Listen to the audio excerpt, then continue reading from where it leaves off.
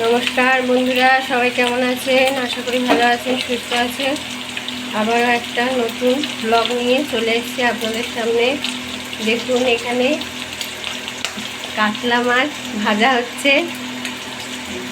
কড়াইতে তেল দেওয়া হয়েছে, একে একে কাতলা মাছ ভাজা। কিছুটা মাছ এখানে ভেজে রাখা রয়েছে, মাছ আর আলু। আজকে করব একটা নতুন রেসিপি, আলু দিয়ে কাতলা মাছের কারি।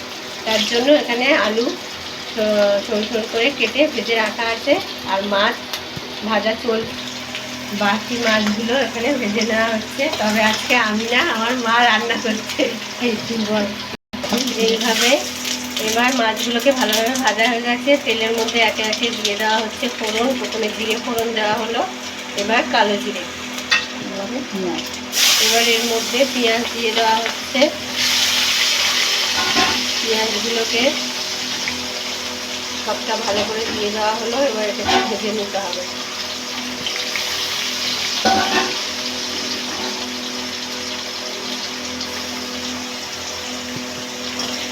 পেঁয়াজগুলোকে ভালো করে ভেজে নেওয়া হচ্ছে।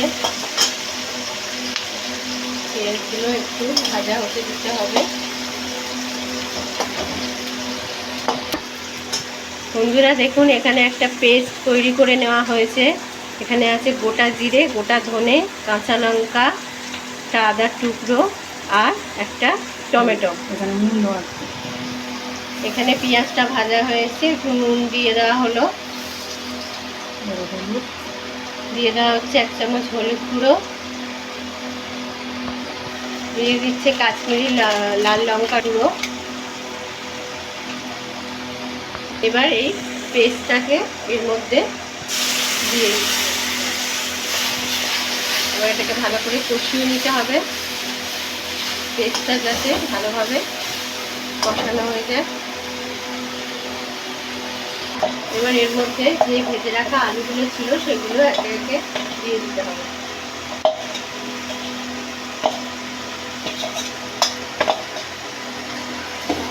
এবার আলুগুলো দিয়ে ভালো করে কষিয়ে নিতে হবে।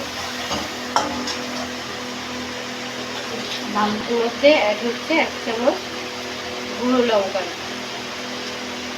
কাঁচা লঙ্কা তো আগেই পেস্টের মধ্যে দেওয়া হয়েছিল, এটা দিয়ে দেওয়া হলো একটু গুঁড়ো লঙ্কা। ঝালটা আপনারা আপনাদের স্বাদ অনুযায়ী দেবেন।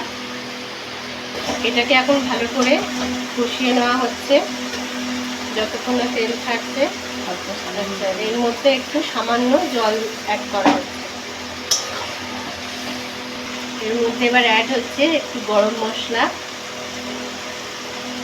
দেখুন কালারটা কত সুন্দর এসছে, তেল ছেড়ে দিয়েছে।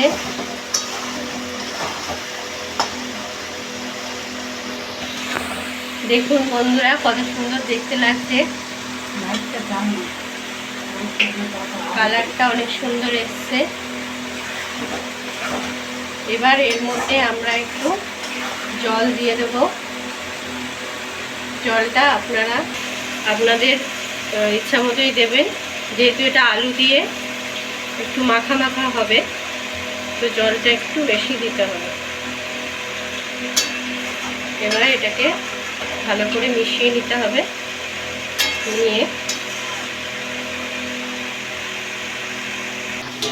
এবার এটা কিছুক্ষণের জন্য ঢাকা দিতে হবে। এটা আবার হতে দিতে হবে। এবার কিছুক্ষণ পরে ফিরে এলাম। এবার এই চাপাটা খোলা হচ্ছে। এবার এর মধ্যে ভেজে রাখা যে মাছগুলো ছিল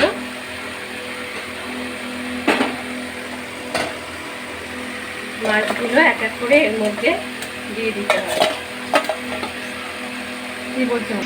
এইভাবে সব মাছগুলোকে ঝোলের মধ্যে দিয়ে দিতে হবে।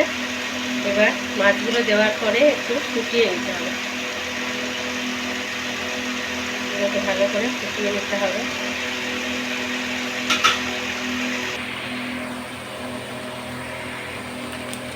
এবার এটা হয়ে এসছে, এর মধ্যে সামান্য গরম মশলা অ্যাড করে দেবো।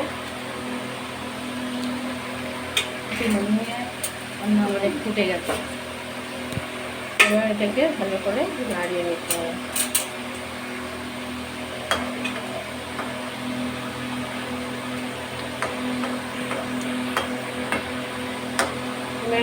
ফুটে আসলে এটাকে নামিয়ে নেব। আমাদের আজকে রেসিপি রেডি। আলু দিয়ে কাতলা মাছের কারি, ঝোলও বলতে পারেন, তাহলে এটা একটু ঝোল ঝোল থাকবে। পরে যেহেতু আলু আছে এটা টেনে নেবে, ঝোলটা মাখা মাখাই হয়ে যাবে। তো এবার রেডি আমাদের আজকের রেসিপি।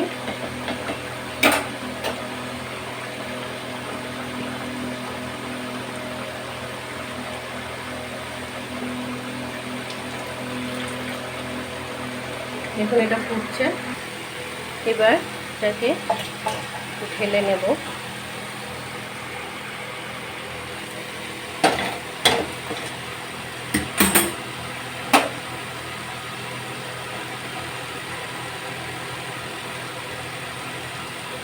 দেখুন বন্ধুরা কত সুন্দর দেখতে হয়েছে।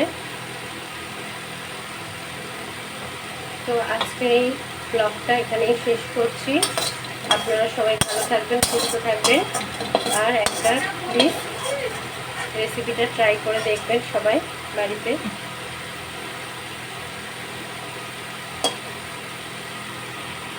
সবাইকে টাটা এন্ড গুড বাই। আবারও পরের দিন নিয়ে চলে আসবো আরেকটি নতুন ব্লগ। এই রেসিপিটা যদি আপনাদের ভালো লেগে থাকে তাহলে প্লিজ একটা লাইক, শেয়ার, কমেন্ট করে দেবেন, আর চ্যানেলটা প্লিজ প্লিজ প্লিজ সাবস্ক্রাইব করে দেবেন।